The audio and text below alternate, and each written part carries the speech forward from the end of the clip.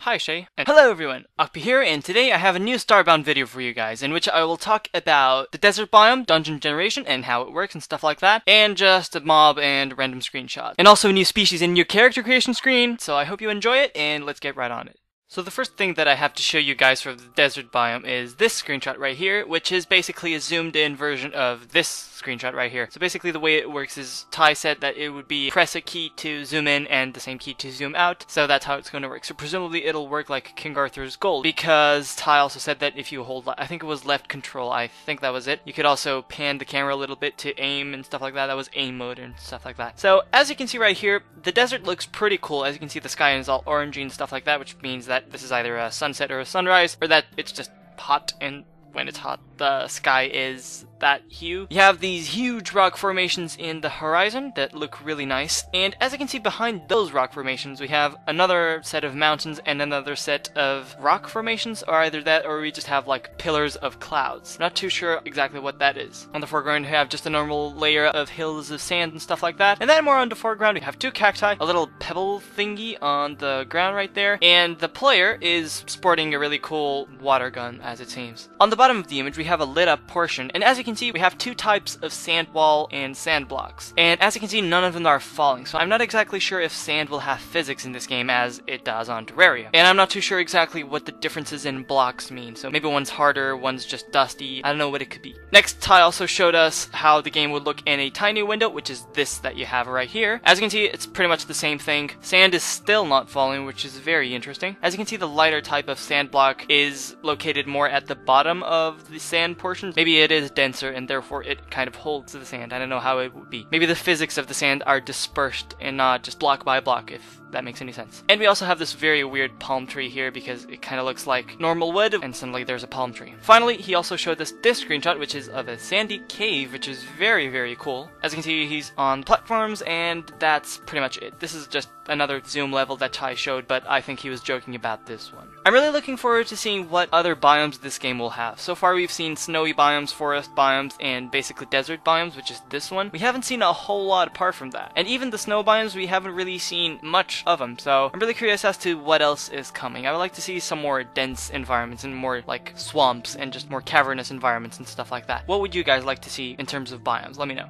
Moving on with this coach wagon of a video, we have this screenshot right here of a death feed. The font looks really cool. That was a yawn. I'm not even gonna cut that out. This is a death feed, and as you can see, it's pretty generic at the moment. Genus Starpod has been killed and Ty has been killed. The font looks really nice. I don't know if it will be like Terraria, where it started off with being "you were slain" or "someone was slain," and then it became like "you were destroyed by someone else." I don't know if that's what's going to happen to this, but that's always a possibility. So yeah. Okay, so the next thing I have to tell you guys about is the dungeon generation and how it works. How it works exactly, I can't exactly explain it to you because partly I don't understand it very well, and it's only a brief explanation on essentially how they are created. So we have these two screenshots right here, and basically Ty says that the engine connects these images intelligently. Basically they are constructed out of various different rooms, like the corridors, the rooms, the halls, everything like that. They are all a single image that then gets connected intelligently in reference to everything else. And how exactly does this work? Okay, so if you take a look at the schematics, you can see that they have different colors, and as you can see, the different types of wall also have different colors, and the main pixels are pink, which tell the engine to accept pretty much anything in that location. I'm not sure if this means that the center portion where the throne is could be back wall, or if it could be water, if it could be anything like that. I'm not sure if that's exactly what it means by that. The gray pixels, which are the ones that are below the dungeon that you can't really see on the screenshot, basically those are biome blocks. So basically they would be filled with the biome blocks of, well, the biome that they're in. So if it was a very grassy, foresty type thing, those gray pixels would be filled by grass and stuff like that. This one I don't understand really well because I can't exactly see where they are, but the blue pixels basically tell where something connects to something else. So where does this room connect to another room? The black pixels, which are really dark gray in all honesty, are where the sky is. So basically where the background is. Also, as you can see on the dungeon image, he's both holding a pistol, or laser blaster, and a greatsword. So this is very interesting. So you could potentially just be hacking like weed, like a katana, and also shooting enemies with your blaster or something like that. What it doesn't make much sense is that if you were aiming up while you were chopping weeds with your katana in front of you to clear the way, then surely if you were aiming up, then the katana would also be aiming up to the... I'm actually pantomiming what I'm saying right now. Basically, the katana would be kind of flailing around skywards. So I'm not sure exactly how it would work in terms of like versatility, or in terms of like how this actually combines into a helpful thing to have. This dual wielding with different elements. I'm not sure exactly how it would complement with different types of weapons or items. Some other images have been shown of the dungeon generation process, such as this one, which basically shows a small castle and stuff like that. And these were made, I can't exactly understand how these dungeons were made, because they said something along those lines of they letting people of the IR see, like, the formula of making these dungeons. I'm not sure. I don't really understand. One thing I would like to point out, if you take a look at the schematic, you can see that the yellow pixels seem to be torches that don't have a stand, that are just like sticking to something, whereas the red pixels sometimes seem to be torches with an actual proper stand on the floor. And as always, different types of wall have different colors to them, and the windows also have their specific colors and stuff like that. And as you can see, we have slopes on the wall itself, like these two triangles right here that form a slope, and they have stairs. As you can see by the schematic over there, they have a dotted brown stair. So this indicates that there are actual diagonal slopes in this game that are not blocky or stuff like that. And if they don't have stairs applied to them or built on them, maybe it happens like it happens on Tomb Raider games, where you start to slide down and stuff like that. So I'm not sure exactly if that's how it would work. It could work for some interesting puzzle rooms, like, oh, you need to slide through this part here, but then you can't get back because you can't slide up, or something like that. This is the other image. As you can see, 42 is the image that's formed here, and as you can see on the curves of the two mainly, there are a lot of sub-blocks that make it so that the curve is a little bit more perfect and stuff like that, which is really, really interesting. Finally, on these dungeon generation images, we have this one that says bubbles, and as you can see, it's very much irregular font as well. While I'm talking about dungeon, this other screenshot was showed to us of an avian entrance to a dungeon. As you can see, it has a very interesting type of building. We have a very big variety of blocks on the beak here. As you can see, some of them are smaller, some of them are bigger. As for the back walls on the place where the tongue would sit, or presumably that is the tongue, you can also see that there are incongruities in the sizes of the blocks, and that happens all throughout this build. But also something that I would like to point out is that it kind of seems like we have another layer of background. Like, after the silhouettes of the trees, we actually have another layer of background, which is very interesting because we've seen that on the desert screenshot a few minutes ago, where we would have like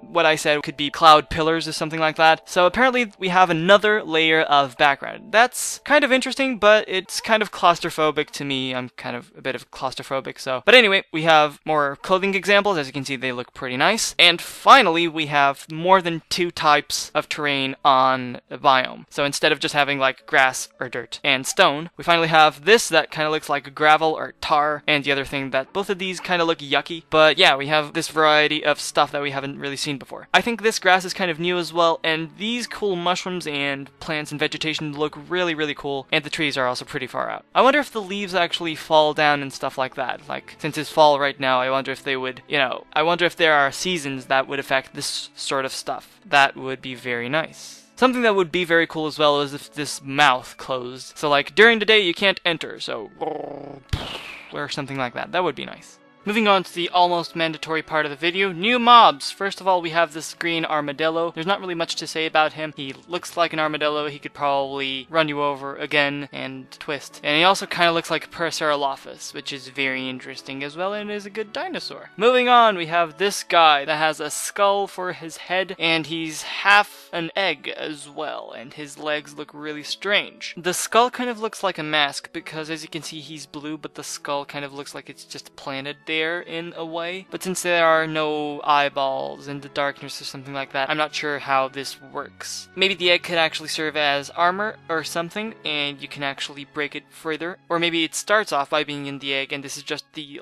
second stage if you have to kill it with multiple hits. The last mob is very interesting. Yeah, it's completely far out anything that we've seen. It has 14 eyes and 2 lumps like the ones of a camel. It has a pretty long tail, but it's kind of chubby anyway, so I don't really have anything to say about this guy. Maybe he can throw his eyes at you. Maybe that's his secret weapon. I know there is a small portion of you guys that don't like my speculation. In all reality, yeah, these probably won't do half the stuff that I'm saying, but it's my video.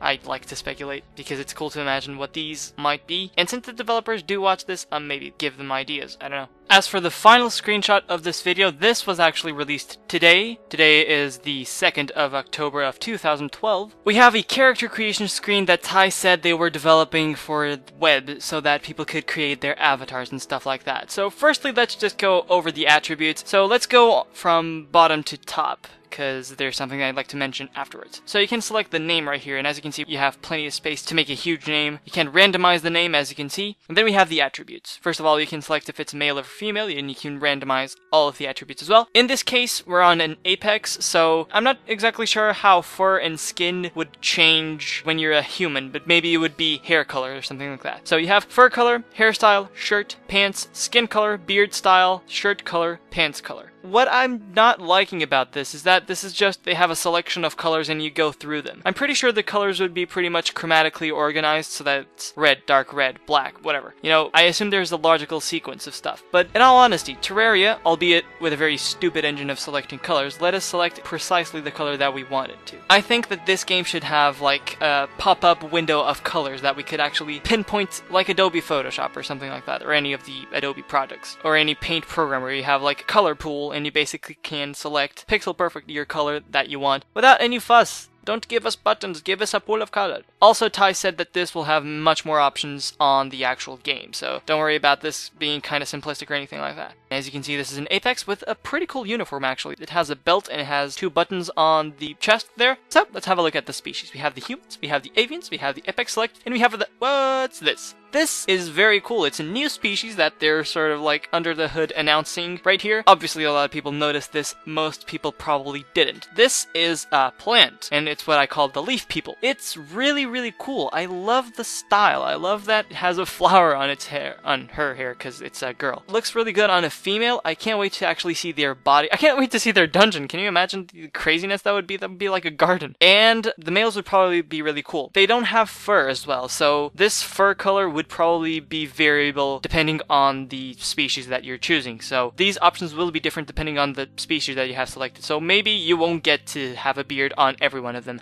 as some people were saying, oh, plants with beards, whatever. Maybe you don't get to have a beard on the plants. Maybe you do, because I can't see any specific reason why they would remove it, because plants do have hair. But yeah, very interesting. Leaf people. 2 more races. Does this game only have 6 races, I might ask? Are there only 2 more races to be revealed? That seems, you know, that's a pretty good number considering I'm using Terraria as an example. Screw it. It's just another game that I'm using as a reference. I don't care. Skyrim has more species. Fine. Do you want me to compare this to Skyrim? But no, I'm comparing it to Terraria. Yes. Terraria. It's similar to Starbound. There are 2 races here that are hidden. I wouldn't like to see a lizard species, as a lot of people are mentioning. I don't want any of that. I want to have a water species of some sort, and not because I'm an octopus, just because it would be cool. To be honest, I would love for them to get Zoras into the game somehow. You know, Zoras from Ocarina of Time, Majora's Mask, Twilight Princess, and I'm pretty sure that's it. Zoras would be really, really cool, and obviously some people are saying, like, is this only a cosmetic change to your character? Hell, I hope not, because that would be a waste of everything. I think that there should be advantages. So these would work like pre-game classes that you would select. So imagine in games you have like the archer, the knight, the builder. King Arthur's Gold, for instance. In here, you'd get the human, which is like, it doesn't have any particular strength, but it's like overall well balanced. Then you have the avians. They're not very good at swimming, for instance, but they can fly, or they're really good with flying mechanisms. So maybe imagine that you have hang glider. Maybe humans could only use hang gliders up to level 5, let's imagine, but avians, since they are avians, they would be able to use hang gliders up to level 15. Something like that. That's the sort of balancing that I'm talking about as well. Monkeys would be really, really bad at flying with stuff, but they would be terrific at climbing. Leaf people would be great at sitting there in the sun, and they would be horrible doing anything else because plants don't move. That's the sort of stuff that I would like to see in the game. Some actual game-changing differences to each class. Absolutely not entirely game-changing, because otherwise you wouldn't be able to play with all the classes the same way, the same game, but they should have their strengths and their weaknesses comparatively to each other, and they should also be able to complement each other in multiplayer. Or in PvP, they would tear each other apart because strengths and weaknesses. The joke that I sometimes do is that I would like to have Ock people in the game. I don't really want to, but I would like to have the possibility of killing an octopus, stealing its face, and using that as a mask. Or that I get a special species just for me, which is an Ock person. That's what I want. And also they're located at the Pokédex thingy as the Crab Mikaze was in the first set of screenshots that I talked about in the first Discussing Starbound video. That's always an interesting detail that they're sticking to the same style of stuff. Yeah.